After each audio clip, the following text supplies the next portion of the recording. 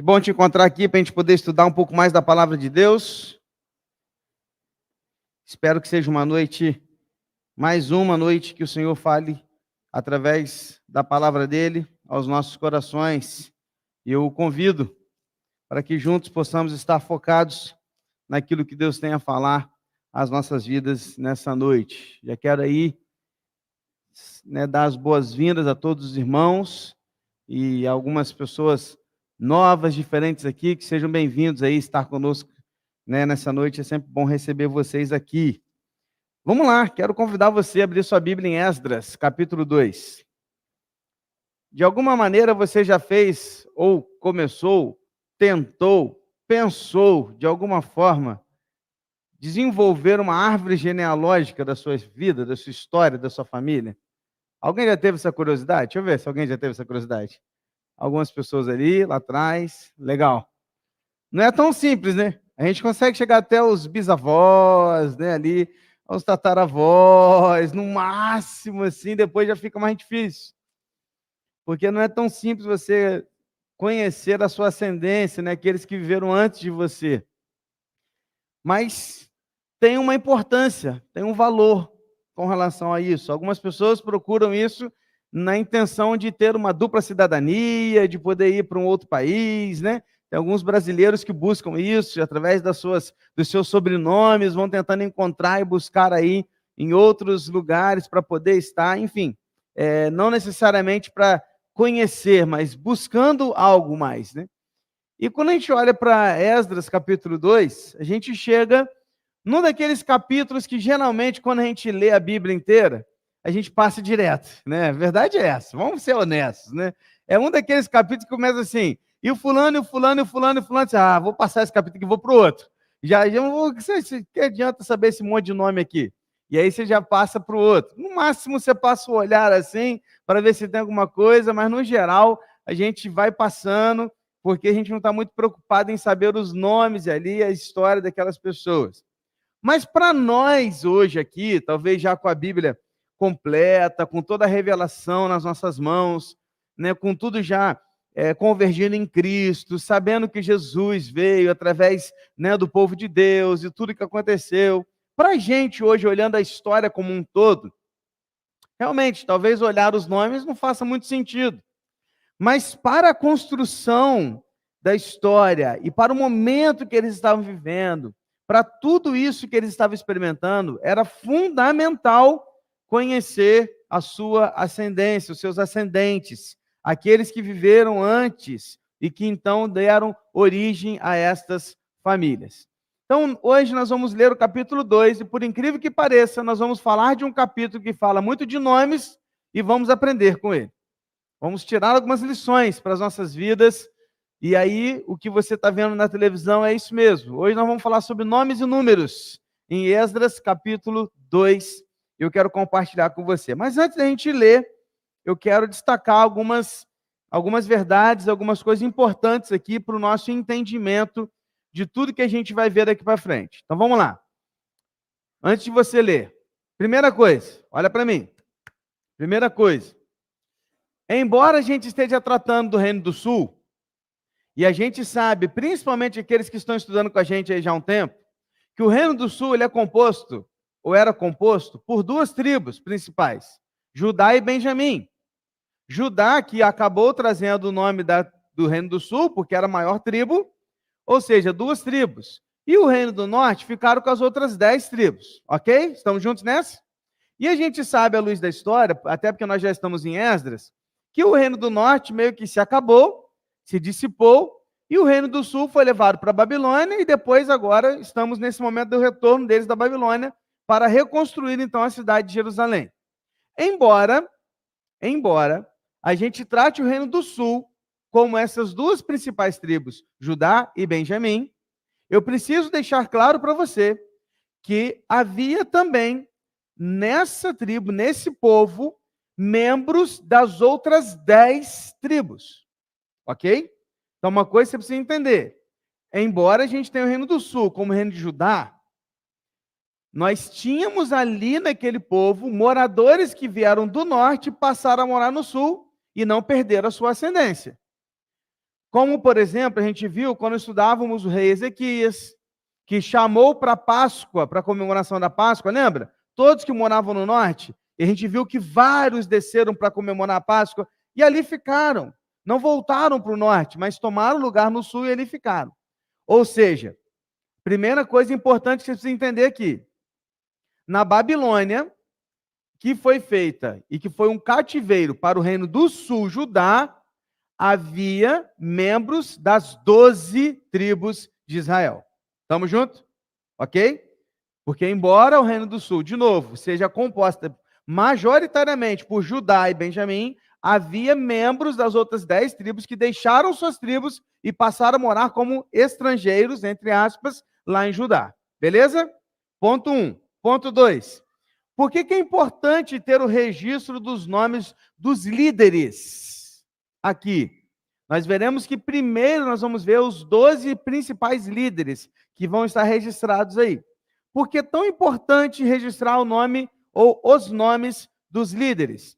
Porque a gente vê, à luz de toda a Bíblia, que a ascensão de um povo ou a queda de um povo passava diretamente pela vida da liderança, pela vida do líder.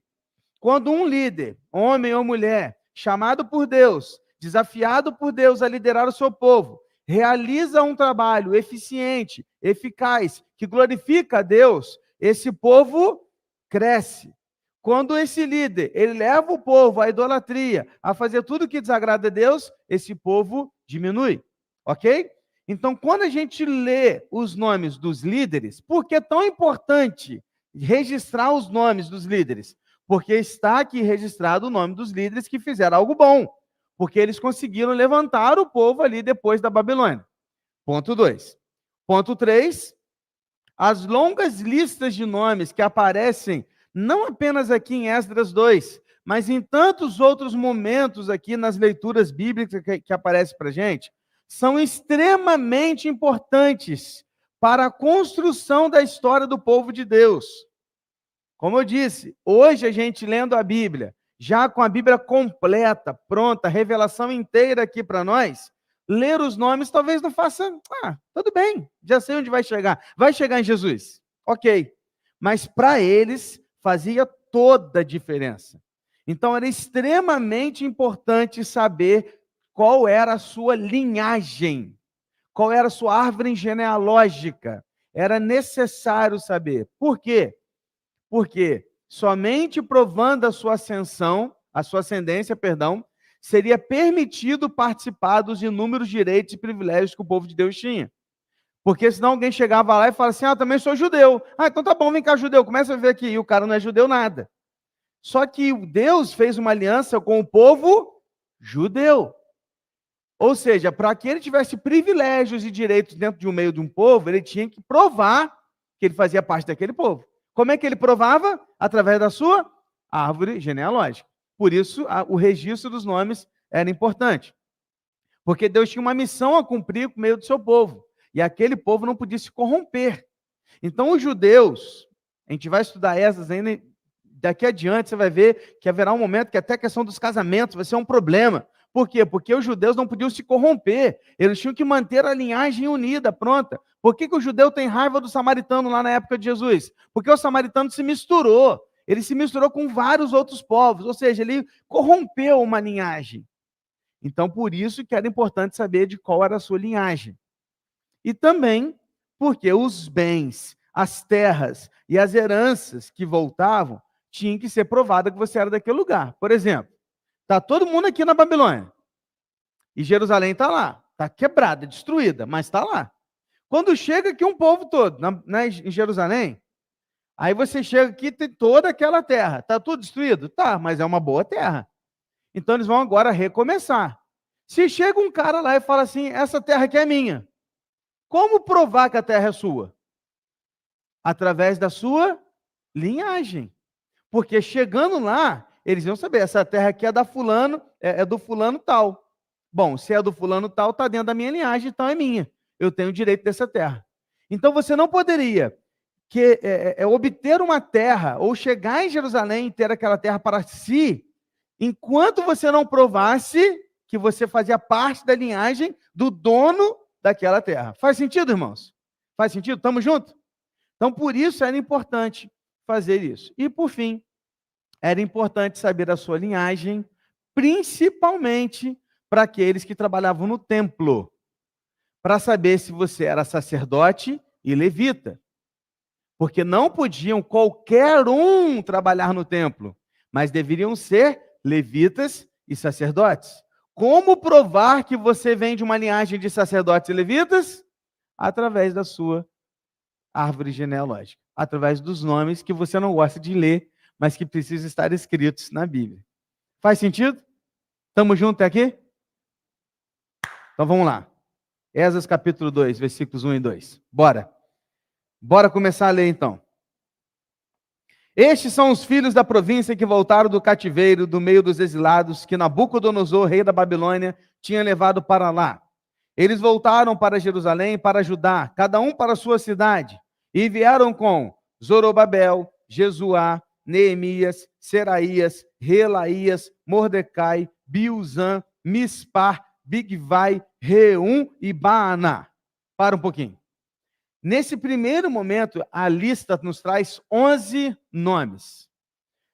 Se nós pegarmos o mesmo texto de Neemias, porque Neemias é um texto próximo a Esdras, nós vamos encontrar um outro nome lá que não está aqui.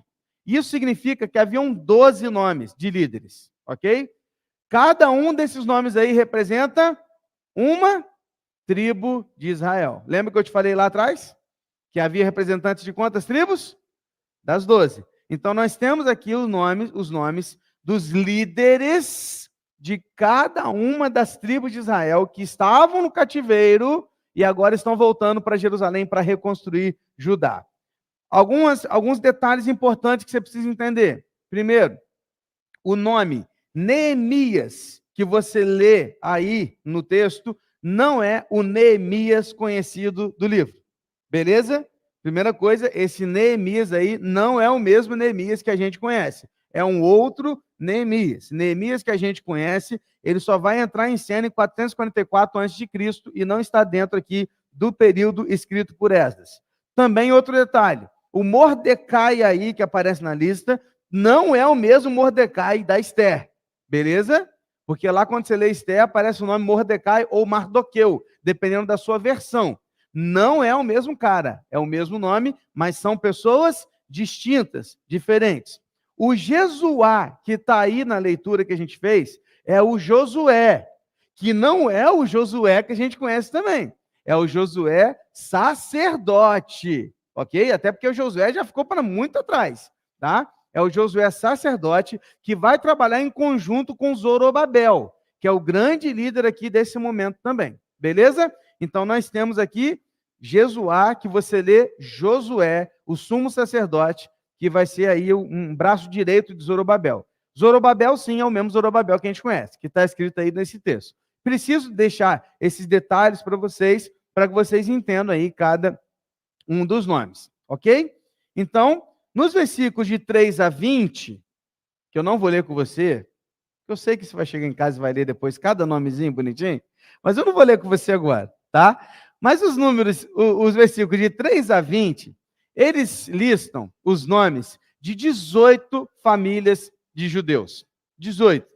Num total de 15.604 homens.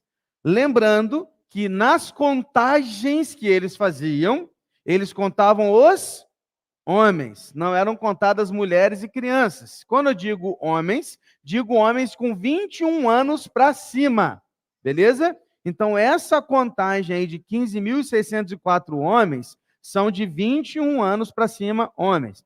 Já nos versículos do 21 ao 35, a lista é diferente. Então, olha só, do 3 ao 20 é uma lista de famílias, nomes por nomes. Do 21 ao 35, a lista agora é por cidades. É como se dissesse assim, vou dar até os exemplos para vocês, ó. Olha, lê o versículo 21 comigo. Os filhos de Belém são 123. Olha o versículo 28. Os homens de Betel e Ai, 223. Olha o versículo 34. Os filhos de Jericó, 345. Então, o que o texto está dizendo? Ele separou duas listas. A primeira lista, do 3 ao 20, é uma lista de famílias. Aí ele falou o nome das famílias. Do 21 ao 35 é a lista das cidades. Então, como dizer assim, de quem morava em Betel eram tantas pessoas, e quem morava em Jericó eram tantas pessoas. Cidades lá dos judeus, de Judá. Então, a gente tem aqui essa lista que citam 8.540 homens. Dos versículos que a gente somou aí, do 3 ao 35, a gente tem uma soma de 24.414 homens. Porém, nós não temos o nome de todos eles. Nós temos um nome e uma quantidade ligada a esse nome. Pastor, o que isso tem a ver, então? O que a gente pode aprender aqui com essa questão inicial de nomes e números? Sabe o que a gente pode aprender? Presta atenção aqui. O único nome que realmente importa é o do Senhor. E se tratando do reino de Deus, todos somos anônimos. E é através dos anônimos que Deus realiza a sua vontade. Amém? Eu falei o nome de todo mundo aqui? São 24 mil homens. Eu falei o nome de 24 mil. Você vai conseguir ler o nome de todos aí? Você não vai. Nós temos, a maioria deles são anônimos. E é através dos anônimos que geralmente Deus está fazendo a sua obra. Muitas vezes você está preocupado, ou você está achando que Deus está realizando através do fulano de tal, porque ele é conhecido. Ah, porque o pastor, ele é conhecido. Então, através do pastor, as coisas vão se realizar. Não, querido, deixa eu te falar uma coisa. Deus realiza a sua obra através de nós, anônimos. Cada um de nós que é usado na presença dele, da maneira dele, para a glória dele. E o único nome que realmente importa e deve ser exaltado é o de Jesus Cristo, o Senhor. Então, por incrível que pareça, olhando para esse texto aqui, sem ler os versículos, eu posso te dizer isso. A grande lição por trás aqui é: Deus está usando pessoas anônimas.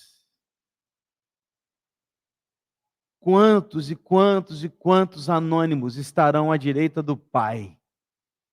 Porque o texto diz que o menor nessa terra será o maior no reino dos céus. Eu já fico imaginando chegando no céu e talvez você procurando os grandes medalhões da Bíblia, ou os grandes medalhões da atualidade, você procurando aqueles nomes, o nome da televisão, eu quero ver se eu acho aquele nome do podcast, eu vou procurar aquele pastorzão lá que falava aquilo tudo e que pregou para milhões de pessoas, e quando você chegar lá, quem vai estar à direita do Pai é o Joãozinho, da igrejinha, que anonimamente orou, se dedicou, não sabia falar nem um português direito, mas está lá do lado do Pai. Porque Deus trata com os anônimos. Amém, querido? Pare de achar que você não tem serventia no reino de Deus. Você não tem ideia do que o Senhor pode fazer através da sua vida.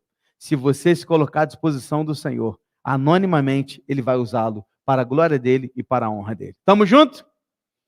Versículos 36 a 42. Diz o texto: os sacerdotes, os filhos de Jedaías, da casa de Jesuá, que é Josué, lembra?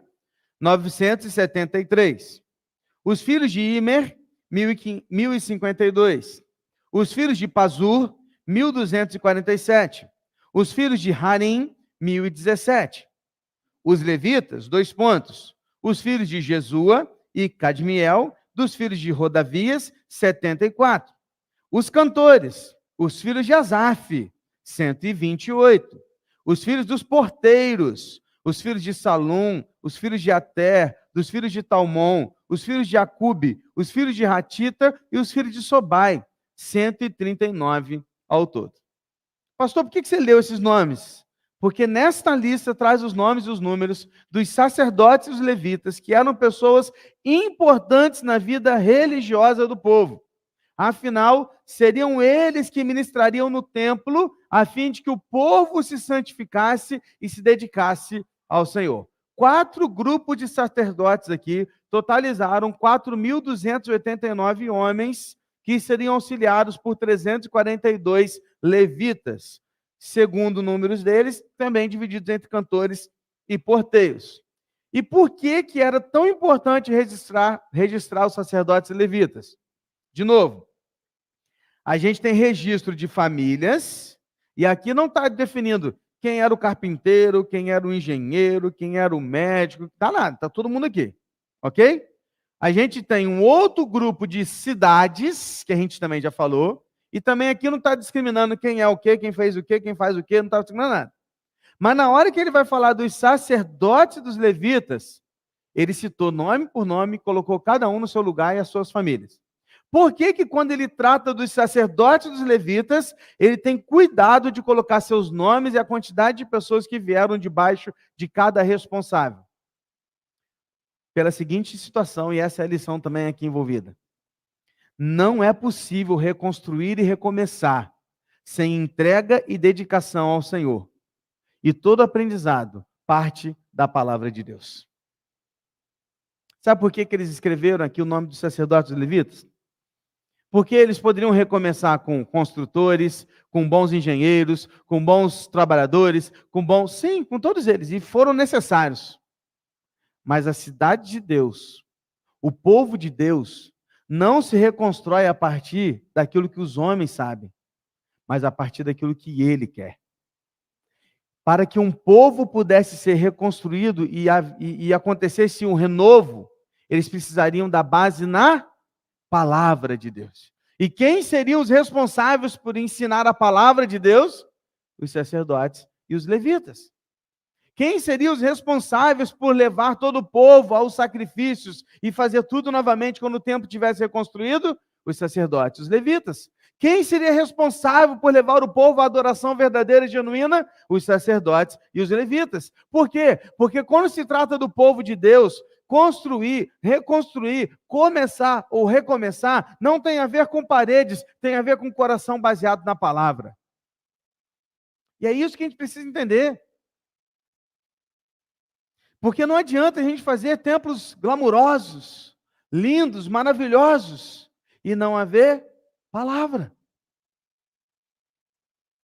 Mas você pode entrar num templo com paredes comuns, com um chão pintado e ouvir a palavra.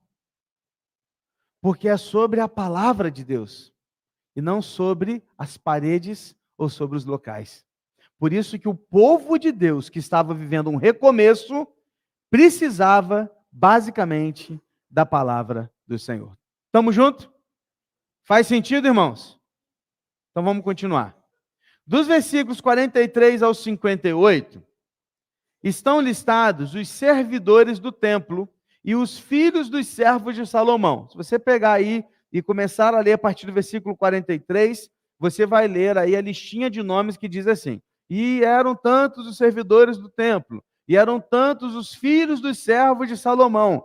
Pastor Salomão já passou tem tanto tempo. Pois é. O que isso tem a ver? Quem eram esses homens? Então vamos lá. Esdras listou as famílias, listou as cidades, listou os sacerdotes, os levitas, e listou todos aqueles que trabalhavam no templo e no palácio, que não necessariamente eram levitas. Sabe por quê? Porque haviam os levitas que faziam todo o trabalho do templo e haviam os outros que ajudavam os levitas com aquilo que eles podiam fazer, que não eram assuntos e não eram trabalhos de santidade e religiosos. Então havia dentre eles os servidores do templo. Haviam entre eles os filhos dos servos de Salomão. Por que filhos do servo de Salomão? Porque quando Salomão lá atrás instituiu o palácio e o templo, ele colocou alguns desses homens para trabalhar e ajudar os levitas. E estes homens, por linhagem, continuaram servindo no templo, até Esdras. Então, quando eles voltam de Jerusalém, eles também listam aqueles que trabalhariam no templo, auxiliando os levitas e os sacerdotes. Beleza? Então vamos ler mais um pouquinho. 59 a 63 diz assim: os seguintes voltaram de Tel-Melá, Tel-Harsa, Querube, Adã e Imer. Porém, presta atenção, não puderam provar que as suas famílias e a sua linhagem eram de Israel. Os filhos de Delaías, os filhos de Tobias, os filhos de Necoda, 652. Dos filhos dos sacerdotes, os filhos de Rabaías, os filhos de Cós, os filhos de Barzilai, que tinha casado com uma das filhas de Barzilai, o gileadita, o que foi chamado pelo nome dele. Estes procuraram o seu registro nos livros genealógicos. Olha a árvore genealógica. Porém, não acharam. Por isso, foram considerados impuros para o sacerdócio. O governador lhes disse que não comessem das coisas sagradas, até que se levantasse um sacerdote capaz de decidir a questão por meio de Urim e Tumim. O que aconteceu aqui, irmãos? 652 pessoas não foram capazes de provar a sua linhagem judaica. E as cidades mencionadas aí no texto que a gente leu eram cidades da Babilônia, não de Judá. Ou seja, eram pessoas que moravam nessas cidades da Babilônia, voltaram com os judeus, se dizendo judeus, mas não tinham como provar que eram judeus. Eles foram no cartório, procuraram os seus registros, porque embora não seja como o nosso hoje, havia sim registros por escrito, irmãos, como nós temos na Bíblia. Você acha que é só na Bíblia que está escrito esses registros? Havia também registros por escrito de todas as famílias. Eles iam até lá, mas não achavam seus nomes, não achavam suas famílias. O que Zorobabel e Josué, os líderes, fazem? Eles falam o seguinte, ó, todos vocês podem morar com a gente, mas vocês vão ter direito de estrangeiro, não de morador, porque vocês não podem provar que são judeus. Haviam outros que se diziam partes da linhagem sacerdotal e que também não podiam provar que eram sacerdotes. Estes também, Zorobabel disse, vocês não vão trabalhar no templo, não vão comer das comidas sacrificadas, até que se prove que vocês são da linhagem de sacerdotes. E se não conseguir provar, até que se levante um sacerdote que saiba receber do Senhor respostas pelo Urim e Tumim, eles vão decidir através dessa. Pastor, o que é Urim e Tumim? Segundo a tradição, entendemos que Urim e Tumim eram duas pedras preciosas que ficavam na história sacerdotal e que eram como que se uma dizendo sim, a outra dizendo não, respondendo de um lado ou de outro. E era assim que muitas vezes os sacerdotes, eles tomavam decisões e o Senhor fazia brilhar uma pedra mais que a outra quando a resposta era de um lado ou de outro, ok? Só que isso não era comum, isso não se fazia toda hora. Até que um sacerdote pudesse tomar essa decisão, eles continuariam no banco, eles não poderiam agir. Por quê, pastor? Porque as coisas de Deus não podem ser feitas de qualquer maneira, nem por quaisquer pessoas. Ponto. E não adianta fazer biquinho. Não adianta ficar... Não adianta, filho. Se quer servir no reino de Deus, tem que ter zelo com a palavra de Deus. Tem que ter zelo com o testemunho. Tem que ter zelo com aquilo que é a sua vida. Eu fico vendo, às vezes, pessoas ficam chateadas, até com raiva, porque são tiradas do ministério, são tiradas de uma liderança, são tiradas de alguma questão por falta de compromisso, por falta de comprometimento, ou por outra razão, por outro motivo. No mundo ideal, seria certo que essa pessoa parasse e refletisse. Poxa, eu mereci. Oh, mundo ideal. A pessoa olhar, poxa, realmente, eu não estou merecendo estar naquele ministério. Eu não chego na hora, toda hora eu falo que eu não posso ir, eu não cumpro com as minhas escalas, eu não estou dando bom testemunho lá fora, eu estou vivendo uma vida qualquer, eu não sou dizimista, eu não entrego oferta, eu não faço nada, por que eu tenho que trabalhar no ministério? Realmente eu não posso. Ah, mundo ideal. Geralmente o cara sai com raiva, pisando, hein? Deixa o pastor comigo, ele vai ver. Tá achando que é quem? Né? Esses líderes aí, estão achando que eles são quem? Meu irmão, quer trabalhar no reino de Deus? Viva como alguém que queira trabalhar no reino de Deus. Ponto. Porque as coisas de Deus não podem ser feitas de qualquer maneira. Quer ser líder na igreja? Seja exemplo de vida, dizimista, fiel, dê bom testemunho, seja humilde, aprenda a ouvir, seja obediente, submisso e servo. Ponto. Está tudo bem. É assim que a gente faz. Por quê? Porque é tão bom quando pessoas chegam querendo trabalhar, envolver-se e tudo, mas enquanto nós não vermos nessa pessoa, isso pode demorar 2 semanas. Como pode demorar 2 anos, dependendo de quem é, da maneira com que a gente conversa. Se não é submisso, não está disposto a ouvir uma orientação, acha que está certo em tudo e não pode ouvir nunca uma orientação pastoral do líder, não pode ser puxado a orelha. Essa pessoa não está pronta para liderar, para servir. O que o texto está me mostrando aqui claramente é que para servir no reino de Deus, você precisa estar pronto, disposto, não perfeito, mas sim pronto e disposto com o seu coração a servir de verdade. Quem decidia se a pessoa podia ou não fazer parte? Era o sacerdote. Zorobabel e Josué falaram assim: não, não vai fazer parte. Não tem como provar. Prova que eu deixo. Simples. Muda, você pode. É assim. Sabemos que hoje todos nós somos sacerdotes, à luz da palavra, mas toda igreja local tem uma liderança instituída por Deus, e tal liderança precisa ser respeitada em suas decisões, desde que essas decisões estejam debaixo da palavra de Deus, da sua vontade.